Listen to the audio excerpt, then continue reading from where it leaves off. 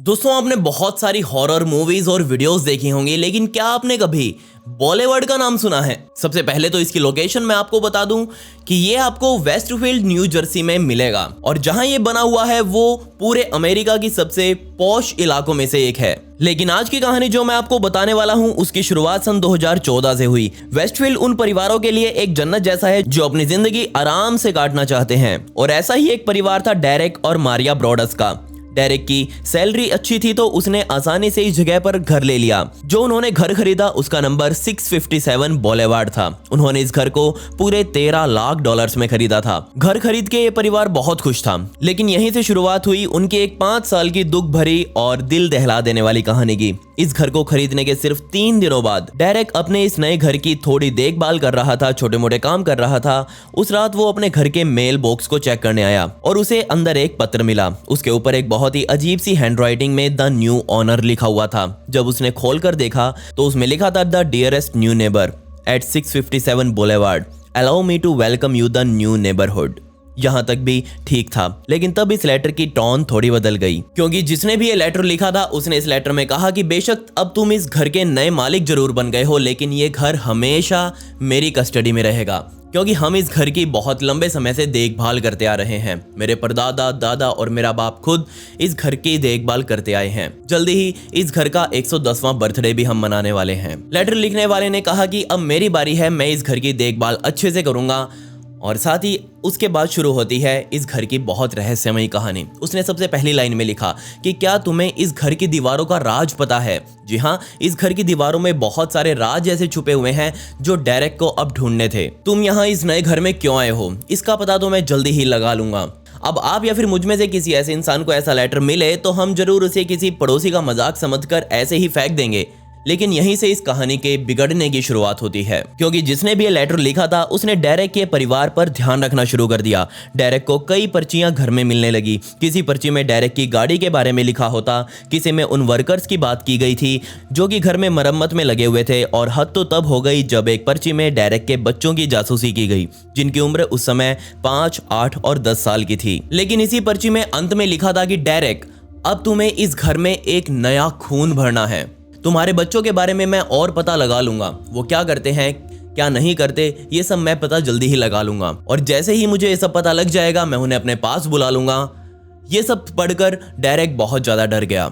Obviously डरना उसका बनता भी था। वो सोचने लगा कि अगर ये कोई मजाक कर रहा है तो मजाक एक हद का होता है, ऐसे मजाक कौन करता है। डेरेक अब किसी का गला पकड़ भी तो नहीं सकता था। हजारों गाड़ियां उसके घर के आगे रोज जाती थी। उस आदमी ने एक पर्चे में लिखा कि 657 बुलेवार्ड में जितनी भी खिड़कियां हैं उन पर तुम हर वक्त नजर बना कर रखना, क्या पता मैं तुम्हें किसी में दिख जाऊं।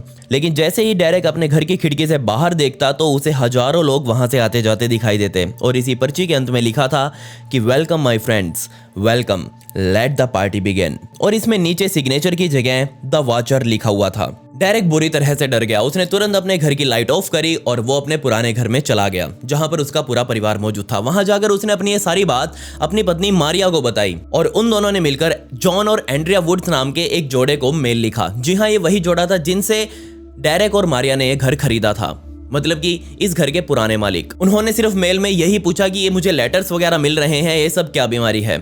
पिछले वाला जोड़ा इस घर में पूरे 23 साल बिता कर गया है। जी हाँ, 23 साल। अगले दिन उनको इसका रिप्लाई आया जिसमें उन्होंने कहा कि हम वहां पर 23 साल रहे हैं, हमको ऐसा कभी कुछ महसूस नहीं हुआ, लेकिन हाँ, जब हम ये घर खाली करने वाले थे उससे कुछ दिनों पहले ये लेटर्स आने का सिलसिला हमें भी शुरू हुआ था। लेकिन उनको ये लगा था कि ये सब कोई मजाक कर रहा है और उन्होंने वो सब फेंक दी। खैर, ये दोनों जोड़े, मतलब पुराना जोड़ा जिसने घर बेचा था और नया जोड़ा जिसने घर खरीदा, ये चारों बंदे मिलकर पुलिस स्टेशन पहुंचे, जहां पुलिस ने उन्हें कहा कि इस लेटर के बारे में अभी तुम किसी को कुछ मत बताना, क्योंकि आसपास मौजूद लोग इससे सतर्क हो जाएंगे और क्या पता उनमें से ही कोई आरोपी हो। 2 हफ्ते बीत गए जब डेरेक की पत्नी घर के बाहर से साफ सफाई कर रही थी और फिर से वो अपने घर के मेल बॉक्स तक गई, जहां उसे एक और लेटर मिला, और अब की बार इसमें ऊपर ही डेरेक और मारिया का नाम लिखा हुआ था। इस खत में बहुत कुछ परिवार के बारे में लिखा गया था। इस अनजाने आदमी को डेरेक के बच्चों के निकनेम्स तक पता थे, यहां तक कि यह भी पता था कि एक बच्चे को पेंटिंग का भी बहुत शौक है। इस पर्ची में अंत में लिखा हुआ था कि क्या तुम्हें इस घर के सारे राज पता चल गए हैं या नहीं, तुम्हें इस घर में नहीं शिफ्ट होना चाहिए था, तुम्हारे बच्चे बहुत मासूम हैं और जरा उन्हें कभी बेसमेंट में भी तो खेलने के लिए भेजो, वहां भी तुमको बहुत सारे राज मिलेंगे।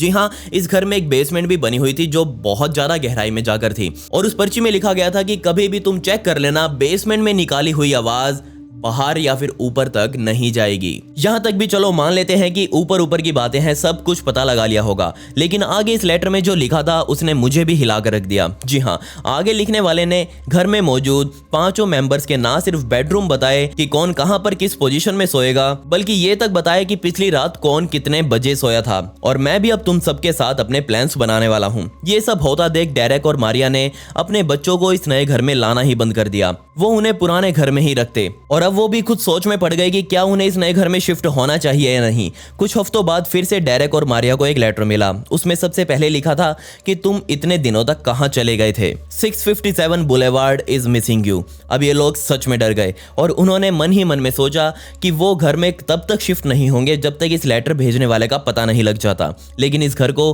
खरीदने से पहले उन्होंने अपना पुराना घर भी बेच डाला था और उसे अब खाली करने का भी टाइम आ चुका था। लेकिन ये जोड़ा 657 में जाने की बजाय मारिया की माँ के घर में शिफ्ट हो गया। एक तो 657 को इतने महंगे दामों में खरीदा और हर महीने उसका मेंटेनेंस, बिजली का बिल और टैक्स वगैरह भरने पड़ रहे थे, जिस वजह से डेरेक डिप्रेशन में चला गया और मारिया पोस्ट ट्रॉमेटिक डिसऑर्डर का शिकार हो गई। और फाइनली पहले लेटर के मिलने से ठीक 6 महीने बाद डेरेक और मारिया ने हार मान ली और उन्होंने 657 बुलेवार्ड को बेचने के लिए उसके बाहर बोर्ड लगा दिया। उन्होंने $13 लाख में घर खरीदा था और इसके ऊपर भी कुछ खर्चा वगैरह करवाया था और इस सबको मिलाकर उन्होंने इसका दाम सेट किया। लेकिन आमतौर पर होता है कि आप कोई प्रॉपर्टी बेचते हैं तो उसे खरीदने के लिए और सी लग जाती है, लेकिन 657 बुलेवार्ड को खरीदने के लिए कोई लड़ाई नहीं छिड़ी, क्योंकि उन्होंने लाख कोशिशें करी थी कि वो लेटर वाली बात दुनिया को पता ना लग पाए, लेकिन फिर भी अफवाहें उड़ना शुरू हो चुकी थी। सब इस घर को देखते ही कहते हैं कि कुछ तो है इस घर में, जो इस घर को डेरेक ने हाल ही में खरीदा है और वो अभी से बेच रहा है। जो दाम डेरेक ने लगाया था उससे आधा दाम भी कोई डेरेक को देने के लिए तैयार नहीं था। और फाइनली डेरेक और मारिया ने कुछ खरीदने वाले लोगों के सामने असल सच्चाई भी रखी, लेकिन ये सुनते ही वो लोग वहां से भाग गए। ये जोड़ा अब सोच में पड़ गया कि अगर उनको ये घर खरीदने से पहले इसका पता होता तो उनका रिएक्शन कैसा होता। उनको घर खरीदने से पहले इसका जो पुराना मालिक था उनको भी तो लेटर्स मिले थे और नियम के हिसाब से अब उन्हें डेरेक और मारिया को इन लेटर्स के बारे में बताना चाहिए था, लेकिन उन्होंने ऐसा नहीं किया। और ये करते करते 1 साल बीत गया। जून 2015 का समय आ गया जब फाइनली डेरेक और मारिया ने इसके पुराने मालिक जॉन और एंड्रिया वुड्स पर लीगली केस ठोक दिया। उन्होंने कोर्ट में कहा कि उनको भी लेटर मिला था, लेकिन उन्होंने घर बेचते टाइम इसके बारे में हमें कुछ नहीं बताया। लेकिन यहाँ ये केस बजाय कुछ निर्णय पर पहुंचने के उल्टा डेरेक और मारिया पर ही पड़ गया। अब आप पूछेंगे कैसे, तो इसका जवाब था कि जैसे ही जब कोर्ट ने एंड्रिया वुड्स और जॉन से इसके बारे में पूछा तो उन्होंने कहा कि हाँ, हमें भी लेटर्स मिले थे, लेकिन हमारी तरफ से तो द वाचर जो इस लेटर को भेज रहा है वो बहुत खुश था। उसने तो इनफैक्ट हमें लेटर में लिखा था कि तुमने इस घर की 23 साल तक देखभाल करी है, मैं तुमसे बहुत खुश हूं, तुम जा रहे हो, मैं तुम्हें मिस करूंगा। और ये सब होता देख डेरेक और मारिया बहुत दुखी हो गए। अब क्योंकि ये केस कोर्ट में आ चुका था तो हमें पता है कि कोर्ट की कार्रवाई पब्लिकली होती है और अब ये केस भी पब्लिक हो चुका था। लोकल पत्रकारों को ये पता चल चुका था कि ऐसा कुछ 657 बुलेवार्ड में हो रहा है। हर रोज सैकड़ों न्यूज पत्रकार पूरे अमेरिका से या फिर मैं कहूं बाहर के देशों से भी इस घर को फिल्माने के लिए यहाँ आने लगे। लेकिन सबसे ज्यादा परेशान तो डेरेक और मारिया वहां के व्लॉगर से थे। जी हाँ, वहां पर हर रोज इतने व्लॉगर्स आते अपना कैमरा लेके और कहते कि हाय गाइस, मैं पहुंच चुका हूं अमेरिका के सबसे हॉन्टेड हाउस में, ब्ला ब्ला ब्ला। और इन्हीं जैसे लोगों की वजह से डेरेक और मारिया की ये घर बिकने की जो उम्मीद थी वो भी पूरी तरह से खत्म हो गई। 657 बुलेवार्ड की कहानी पूरे इंटरनेट पर छा गई, लोग इसके बारे में बातें बनाने लगे। लेकिन तब यहाँ पर डेरेक ने थोड़ा दिमाग लगाया और उसने सोचा कि दूसरा लेटर जो कि द वाचर की तरफ से यहाँ आया था उसमें उसके ही एक बच्चे के पेंटिंग के शौक के बारे में बताया गया था, जो कि बिल्कुल सही बात थी। लेकिन यहाँ दिक्कत की बात यह थी कि जो लड़का उस घर की पेंटिंग बना रहा था, मतलब कि इसी नए वाले घर की बाहर खड़े होकर पेंटिंग बना रहा था, लेकिन जिस जगह पर वो बना रहा था वो जगह बाहर की सड़क से दिखाई नहीं देती क्योंकि पेड़ पौधे हैं, साइड वाले घर से दिखाई नहीं देती क्योंकि दीवार है। सिर्फ और सिर्फ एक ऐसा घर था जहां से वो जगह दिख सकती थी और वो था उसके बिल्कुल बराबर वाला घर। और इस घर में रहते थे द लैंगफोर्ड फैमिली। जी हाँ, इसमें वो परिवार रहता था जिसमें सबसे उम्रदराज महिला पैगी की उम्र 90 के पार थी और उसके सभी बच्चे जिनकी उम्र 60 के पार थी वो सभी साथ मिलकर रहा करते थे। और उसी महिला के इन बच्चों में से एक था माइकल लैंगफोर्ड, जिसे पूरे मोहल्ला वासी पागल पागल कहा करते थे। वो पागल सच में था भी, क्योंकि वो बिना पूछे ही किसी के भी घर में घुस जाता था, उसके गार्डन में जाकर बैठ जाता बिना किसी परमिशन के। जब डेरेक को ये बात पता चली तो उसने माइकल पर नजर रखना शुरू करी। उसने तुरंत जाकर पुलिस को इसके बारे में बताया। पुलिस आई और बिना कुछ पूछे माइकल लैंगफोर्ड को अपने साथ उठाकर थाने ले गई। लेकिन अब क्योंकि उसके खिलाफ कोई सबूत नहीं था और उसने कोई भी बात मानने से इनकार कर दिया, तो मजबूरन पुलिस को माइकल लैंगफोर्ड को आजाद करना पड़ा। 2014-15 के अंत तक पुलिस को इस केस में एक भी सबूत नहीं मिला। डेरेक दिनों दिन परेशान होता जा रहा था। उसने घर के चारों ओर कैमरास लगवा दिए। उसने एक प्राइवेट इन्वेस्टिगेटर हायर किया, FBI से भी कांटेक्ट किया, जिसकी वजह से उसने, लेकिन इससे कुछ फायदा नहीं हुआ। माइकल पर भी डेरेक को शक था, जिसकी वजह से उस प्राइवेट इन्वेस्टिगेटर ने डेरेक को यह सलाह दी कि तुम भी लैंगफोर्ड को एक सीक्रेट लेटर लिखकर भेजो, जिसमें लिखो कि मैं द वॉचर बोल रहा हूं और जल्दी ही मैं तुम्हारा ये घर गिराने वाला हूं। सेंस है कोई इस बात की? पर उन्हें बहुत लग रही थी। ये लेटर भेजने के बाद कोई रिस्पॉन्स लैंगफोर्ड की तरफ से नहीं आया और पुलिस ने भी इस केस पर काम करना छोड़ दिया। लेकिन जब 2015 के बीच में घटना वायरल हुई, तब मीडिया ने यह आरोप लगाया कि पुलिस ने इस घटना पर आज तक कोई काम नहीं किया, जिसके बाद एक डिटेक्टिव को इस केस की जांच सौंपी गई। उसने डेरेक के पास आए सभी लेटर्स की जांच की और उसमें से एक लेटर में एक DNA सैंपल मिला। और जब उसकी जांच की गई तो पता चला कि ये DNA तो एक महिला का है।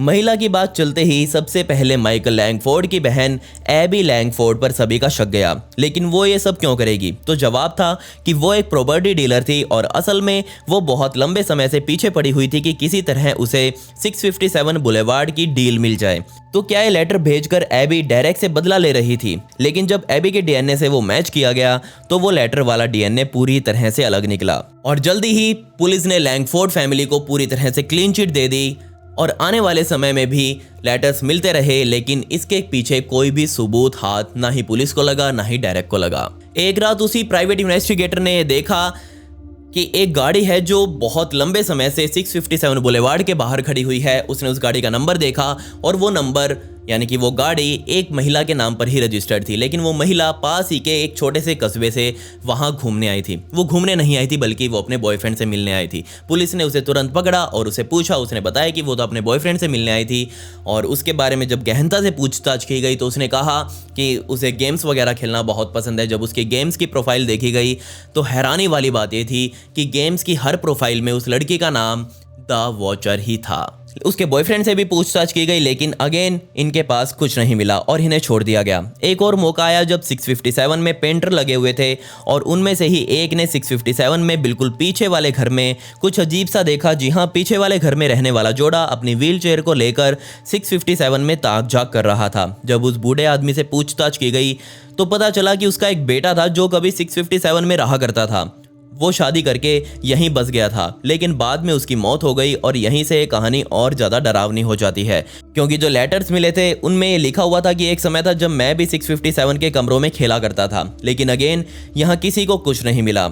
सच में मुझे पर्सनली लगता है कि ये पूरा वेस्टफील्ड ही भूतिया है, क्योंकि जब मैं इस वीडियो की रिसर्च कर रहा था, इसकी स्क्रिप्ट वगैरह लिख रहा था, तब मुझे यहाँ हर एक घर की एक अलग ही दुख भरी कहानी मिली। जी हाँ, किसी का कुछ गायब हो चुका था, कोई किसी भूत से मिल रहा है, कोई वैसे मर गया, कोई ऐसे मर गया। बहुत सारी बातें हैं जो मैं आपको यहाँ नहीं बता सकता, क्योंकि अगर बताने लगा तो पहले ही वीडियो लंबी है और ज़्यादा वीडियो लंबी हो जाएगी। गर्मी में खड़े होकर मैं वीडियो बना रहा हूँ आप सभी के लिए। आप इस मेहनत को सफल कर सकते हैं इस वीडियो को एक लाइक करके और मुझे इंस्टाग्राम पर फॉलो करके। मेरे 20,000 फॉलोवर्स पूरे होने वाले हैं, सिर्फ 100-200 की कमी है, प्लीज वो पूरा करवा दीजिए।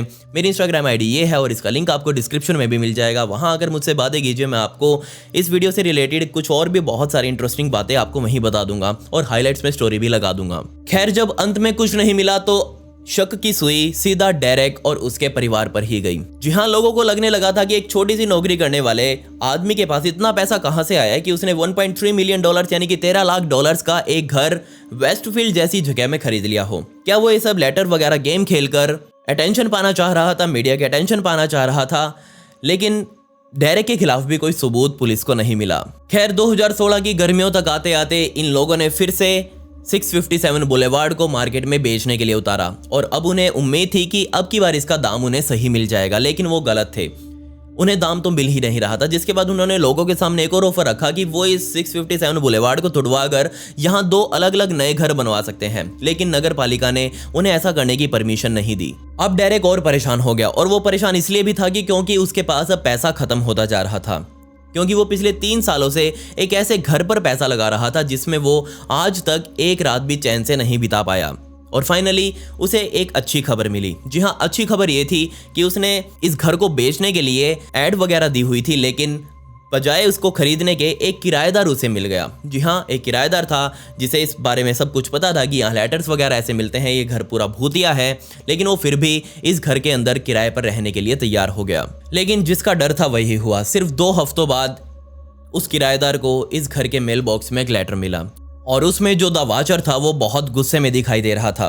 वो डेरेक के परिवार और इस किराएदार को गालियां देने लगा, जान लेने की धमकी देने लग रहा था। ये लेटर मिलने के बाद भी उस किराएदार को कोई फर्क नहीं पड़ा, लेकिन हालात बदले दिसंबर 2017 में। क्रिसमस की शाम को जब पूरे वेस्टफील्ड में रहने वाले लोगों के घरों में लेटर्स आए जिसमें कहा गया था कि द वॉचर जैसा कुछ नहीं है, वो सब एक मजाक था, लेकिन सबको पता चल गया था कि ये लेटर खुद डेरेक ने ही भेजे हैं, क्योंकि ऐसा बेवकूफ़ी भरा काम हमारा सर्टिफाइड बेवकूफ़ डेरेक ही कर सकता था। क्यों उसने ऐसे किसी के घर में लेटर्स भेजे, क्या मतलब बनता था इनका। जुलाई 2019 में फाइनली इस केस को क्लोज किया गया, क्योंकि उन्हें इस घर का एक नया खरीदार मिल चुका था। जी हाँ, डेरेक और उसके फैमिली ने 657 बुलेवार्ड को $9,60,000 में बेच दिया।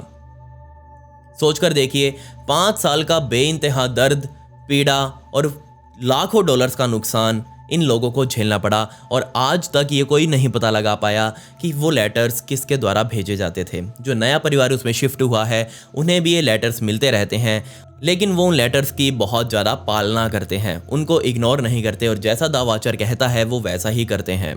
खैर, अंतिम लेटर जो डेरेक को मिला था उसमें लिखा गया था, the watcher won but Derek you lose, यानी कि द वॉचर जीत गया और डेरेक तुम हार गए। और सच में ऐसा ही हुआ, डेरेक हार गया था। खैर, पिछली वीडियो का शाउट आउट मैक्स को and comment pick me to get a shout out in next video. आपको वीडियो कैसी लगी कमेंट्स में वो भी बता दें। मिलते हैं अगली वीडियो में। ये वीडियो देखने के लिए धन्यवाद।